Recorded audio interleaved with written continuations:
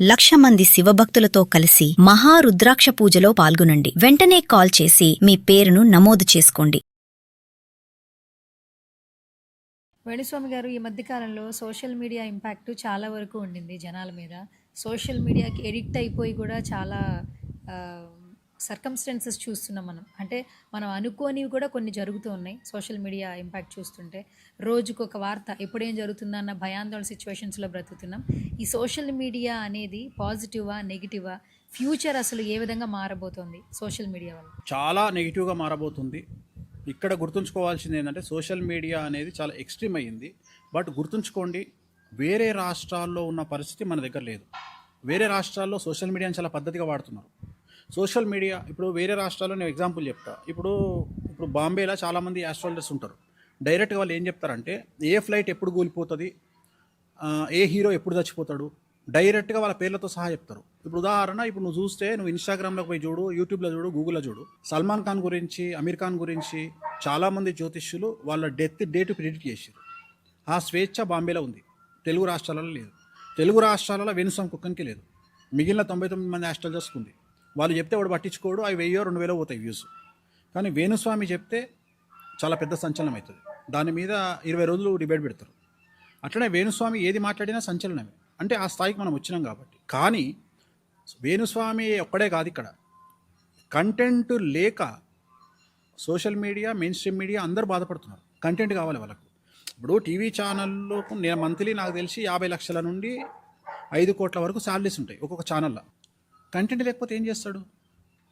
Content లేకపోతే ఏం చేస్తాడు అంటే చివరికి ఎక్కడికి వచ్చింది అంటే, నాకు తెలిసి ఎంతోమంది అమ్మాయిలు, చిన్నపిల్లలు ఎంతోమంది తప్పిపోతుంటారు. నాకు తెలిసినంత వరకు తిరుపతిలో ప్రతిరోజు ఒక ఇష్యూ అవుతుంది, తప్పిపోయే ఇష్యూ. శ్రీశైలంలో ఒకటి అవుతుంది. అట్లనే ప్రముఖ దేవాలయాలు ఉన్న ప్లేస్లలో ప్రతిరోజు ఏదో ఒక మిస్సింగ్ అయితేనే ఉంటుంది. సో ఇప్పుడు అన్నీ అట్లనే జరుగుతాయా? ఇప్పుడు మన తుని సంఘటన జరిగింది, సో అంత ప్రయారిటీస్ ఉంటాయా? ఉండవు. ఇప్పుడు అట్లనే భారతదేశంలో బోరుబావిలో పడి నాకు తెలిసి రోజు ఒకరు చచ్చిపోతారు. కానీ ఏ ఒక్క కేసుకో ప్రొక్లైనర్లు, జేసీబీలు పెట్టి మిలిటరీ వచ్చి అడావిడి చేసేటువంటి పరిస్థితి ఉంటుంది. అర్థమైందా? కానీ మన దగ్గర పరిస్థితి ఏంటి అంటే, ఇంపార్టెన్స్ న్యూస్ లేకపోవడం వల్ల న్యూస్ను వండడం స్టార్ట్ అయింది. సో రెండోది ఏంటంటే, ఇంతకుముందు న్యూస్లో 1 లీటర్ పెట్రోల్ ఇస్తే, 100 లీటర్ల పెట్రోల్ ఇస్తే ఆ ఒక్క ఇన్సిడెంట్ మీదనే పోస్టోళ్ళు. ఇప్పుడు అట్లా పోస్తలేరు. ఆ 100 లీటర్ల పెట్రోల్ను 100 భాగాలు చేసి ఒక్కొక్క ఇష్యూ మీద లీటర్ పోసుకుంటూ వస్తారు. ఏది ఫైర్ అవుతుందో దాని మీద 1000 లీటర్లు పోస్తారు. సో అట్లా ఏమైపోయింది అంటే, కాదేది విమర్శకు అనర్హం అని రేపొద్దున నువ్వు కూడా దీంట్లో భాగం కావచ్చు. రేపొద్దున ఎక్కడనో దగ్గర నువ్వు దొరికినావు అనుకో, సపోజ్ నువ్వు రాంగ్ రూట్లో వచ్చినావు అనుకో, నీ వీడియో ఫేమస్ అయింది అనుకో, 10 రోజులు నడుస్తుంది లొల్లి నీ మీద. చెప్తున్నా, ప్రిపేర్గా మొదలు. సో అంటే నేను గాను అనుకోవద్దు. నేను ఏమంటున్నా అంటే, నేను గాను అనుకోవద్దు. చివరికి ఏ దశకు వచ్చినామంటే, అందరి జీవితాలను టీవీలలో చూపించేటువంటి టీవీ ఓనర్లు, టీవీలో పనిచేసే న్యూస్ రీడర్లు, టీవీ సీఈఓలు కూడా గ్యాగ్ ఆర్డర్లు తెచ్చుకునే స్థాయికి వచ్చారు. గ్యాగ్ ఆర్డర్ అంటే తెలుసు కదా, నీ మీద న్యూస్ వేస్తున్నారు అనుకో, నీకు ఇష్టం లేకపోతే సిటీ సివిల్ కోర్టుకు పోతే గ్యాగ్ ఆర్డర్ ఇస్తుంది. 1,00,000 రూపాయలు నీకు కావాలనుకుంటే గ్యాగ్ ఆర్డర్ ఇస్తుంది. ఆ గ్యాగ్ ఆర్డర్ తెస్తే అందరూ ఆపుతారు, నీ గురించి వేసుడు ఆపుతారు. కానీ 3 ఏళ్ళ నుండి నా మీద వేస్తున్నా, నేను తెచ్చుకోలేదు. ఓన్లీ ఒక్కడే వేణుస్వామి గ్యాగ్ ఆర్డర్ తెచ్చుకోలే. నాకు 1,00,000 రూపాయల పని అయిపోతుంది, నేను తెచ్చుకోలేదు. ఎందుకంటే అది పబ్లిసిటీ. ఆ పబ్లిసిటీ ఎప్పుడు ఆపొద్దు మనిషి. సో ఈ ధైర్యం కావాలి. నేను అనేది ఏంటంటే, నాలాగా ధైర్యంగా ఉండండి. నేను చెప్పదలుచుకున్న పాయింట్ ఏంటంటే, ఇక్కడ ఏమీ జరగదు. సో టీవీలలో కూర్చొని జడ్జిమెంట్లు ఇస్తేందుకు వీళ్ళు ఏం న్యాయ అధికారులు కాదు. సో మీరు ఈ సోషల్ మీడియా ఇచ్చే జడ్జిమెంట్లకు మీరు భయపడకండి. వాడెవడో సోషల్ మీడియాలో పెడతాడు, ఇట్లా పెట్టుకుంటాడు. ఒక ఆమె నా దగ్గరికి జాతకానికి వచ్చింది, నేను 6,000 తీసుకుంటా. నా దగ్గరకు వచ్చింది, ఏదో ప్రాబ్లం ఉంది, పూజ రాసిన. ఈమెకు కూడా రాయలే. నేనేం చేసిన, ఇప్పుడు రోజు 20 మంది క్లయింట్ వస్తారు, 20 మందిలో ఒక క్లయింట్కు పూజ రాసిన. వాళ్ళ దగ్గరికి పోయి ఈమె డిస్కషన్ చేసి నా మీద ఒక రీల్ పెట్టింది. వేణుస్వామి దగ్గరికి పోయినా, నేను ఒక జ్యోతిష్కుడి దగ్గరికి పోయినా, ఆయన 6,000 తీసుకుండు, పూజ రాసిండు, నాకు 1,00,000 పూజ రాసిండు. నా జాతకమే బాగుంటే నేను వేణుస్వామి దగ్గరికి ఎందుకు పోతా? నువ్వు వేణుస్వామి దగ్గరికి పోయింది ఎందుకు? రీల్ పెట్టడానికి. అర్థమైందా నీకు లాజిక్?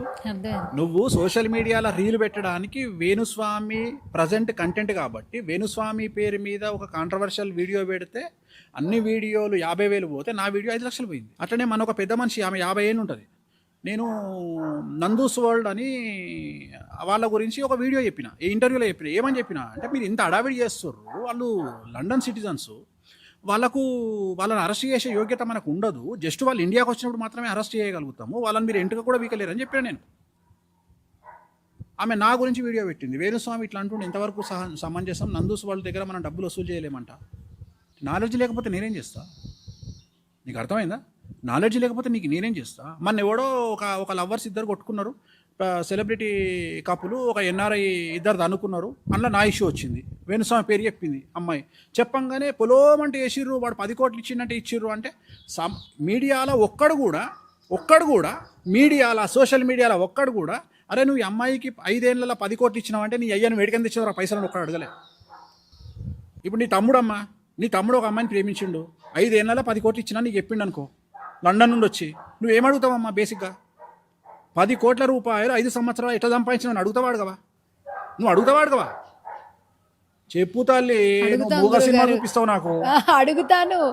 అడుగుతావు కదా?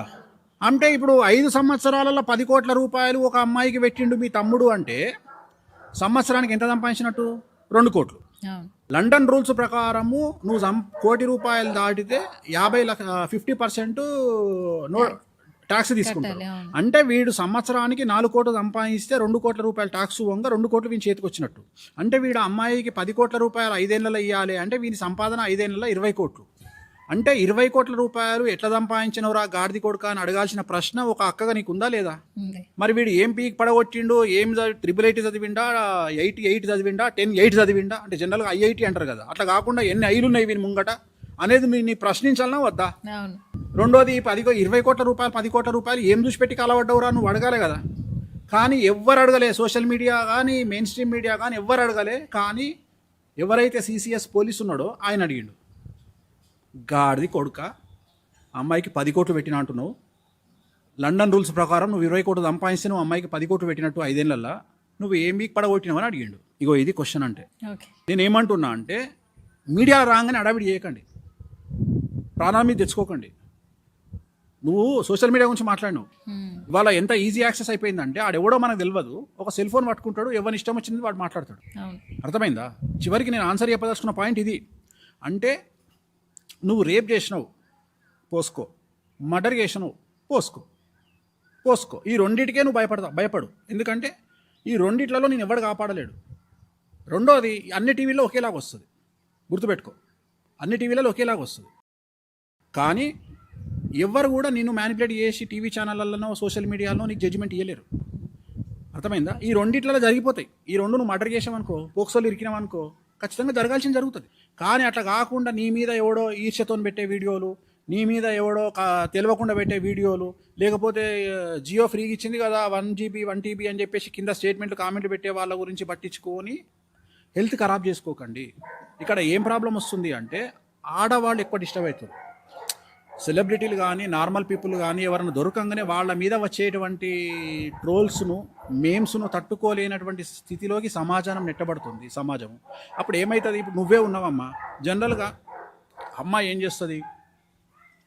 నేను సోషల్ మీడియా ట్రోల్ చేసింది, నువ్వు ఎదుర్కోవాలి, ఇగ్నోర్ చేయాలి. కొన్నిసార్లు మౌనమే సమాధానం అవుతుంది, మంచి సమాధానం అవుతుంది. చేప నీళ్ళల్లో ఉన్నప్పుడు మనం ఎరవేసినప్పుడు ఏ చేపనైతే నోరు తెరుస్తుందో అది చచ్చిపోతుంది.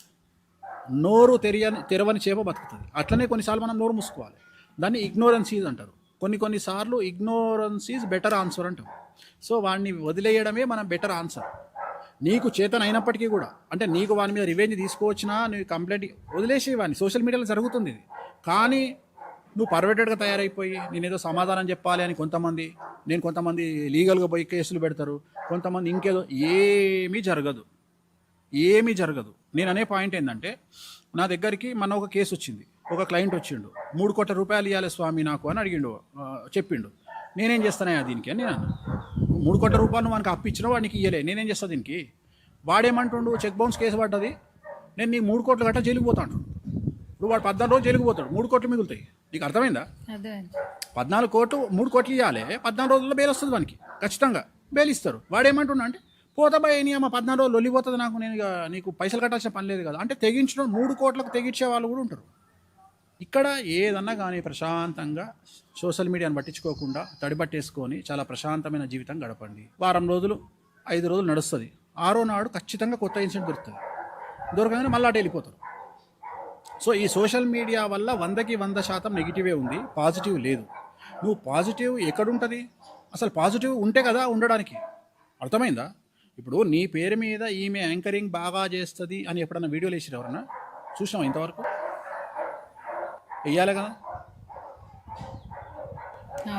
కానీ నువ్వు ఒక తప్పు ప్రశ్న అడుగు ఎవరినన్నా, ఖచ్చితంగా ట్రోల్ చేస్తారు.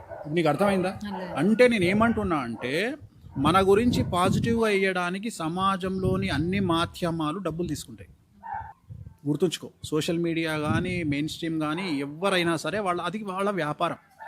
వాళ్ళు మనకు మంచి చేయాలి అంటే, మన గురించి మంచి జరగాలి అంటే ఖచ్చితంగా డబ్బులు తీసుకుంటారు, డబ్బులు తీసుకుంటారు. కానీ నెగిటివ్ చేయడానికి డబ్బులు తీసుకోరు. ఎందుకంటే అది వాళ్ళ వృత్తి, అది వాళ్ళ బతుకు తెరువు, అది వాళ్ళ పొట్టతిప్పల.